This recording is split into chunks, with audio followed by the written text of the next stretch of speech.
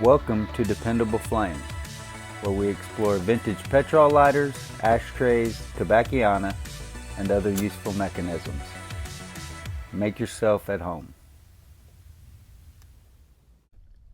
Today we have a vintage Stormmaster petrol lighter advertising DICHELLO Distributors of Wallingford, Norwalk, Connecticut.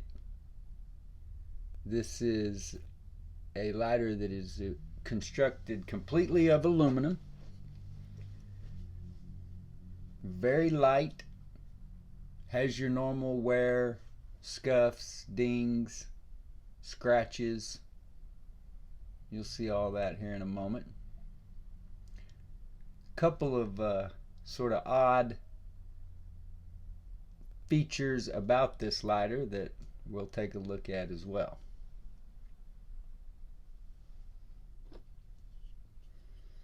You can see some of the gold anodized color has worn, or at least the finish of the surface has worn.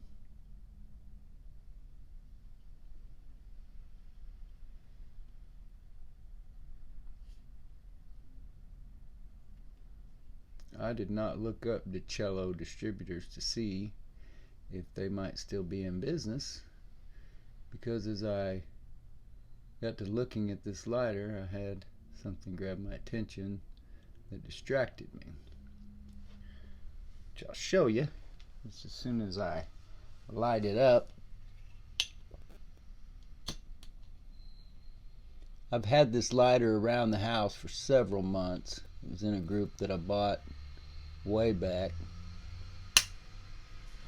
and I wasn't a huge fan of these Bowers lighters because I had an old Bowers number 10, which I believe was chrome plated brass. It was very worn but in pretty good condition, and I had it beside me for a long time in the house I used to live in, and I wanted it to work so bad, and I tinkered with it, and it just I never could get it to light steadily and maintain any kind of efficiency. So I discarded it and moved on to the next.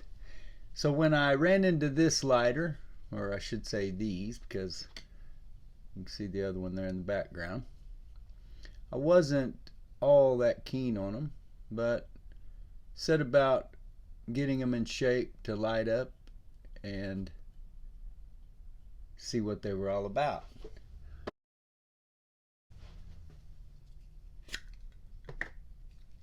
The very first thing I did was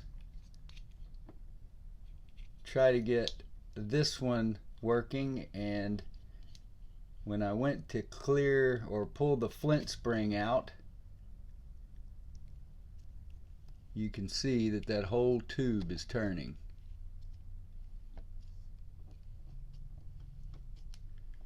So that insert's no good to me, and that case as well, so they've just been laying there. So that's just to let you know something that can happen with these aluminum lighters, is that however, if that was some sort of a solder or welding tack or glue or whatever was holding that tube, epoxy, whatever was holding that tube in place, it failed. I'm not saying it's common, just letting you know that it does happen, or at least it did here. So then the next thing was I got this one. The other one was in a little bit better shape, so I was actually a little bit more excited about it. This one's got, you can see, like I said earlier, some wear here. Still not a bad looking lighter, but as I started using it, it really seems to work well. Seems to be pretty efficient. It doesn't just leak fuel like a lot of lighters do, or evaporate fuel I should say. It's a really good lighter that I like a lot. Now, something else it got my attention, which I thought was funny because I get questions all the time. I've encountered this in other lighters, but I'd never encountered it in a flip top insert style lighter. But when I went to fuel this, I noticed that it looked like a pad instead of actual wadding, and I thought it might be a solid fuel cell. So when I pull that back, you find that the top half or more of that insert is full of sawdust. I've seen that in Evans lighters, Evans table lighters, and table inserts to be specific. And yeah, I think I've seen it in Evans pocket lighters as well. Anyway, you could have a mess on your hands if you started stirring around in there, or a mess in your lap or on your table. I don't know how tightly those are generally packed in there.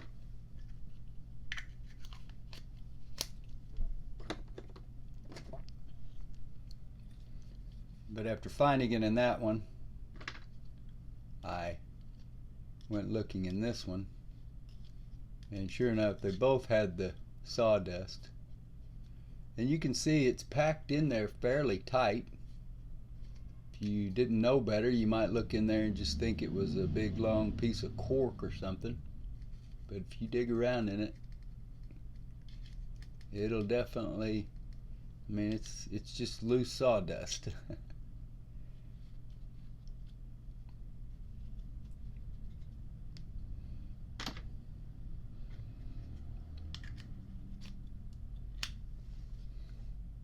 So back to the DICHELLO Distributors advertising lighter. It does show wear, scuffs, dings, scratches.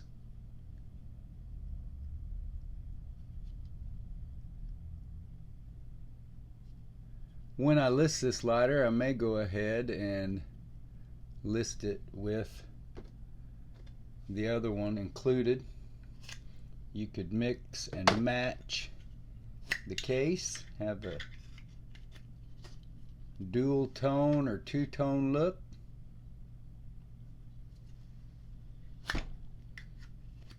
Or keep the DICHELLO case on it and have the gold tone. And then you would have some spare parts. You know, basically everything on this insert is still good except for the tube is just spinning freely. So that's probably how I'll go ahead and list it.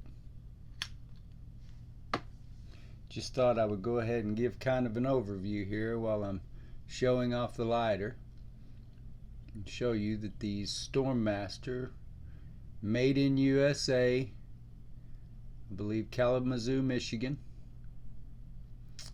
and seems like there would have had to have been more suitable materials available by the mid-50s, but apparently sawdust was about as good as it got, because there were other American companies using it in their lighters as well.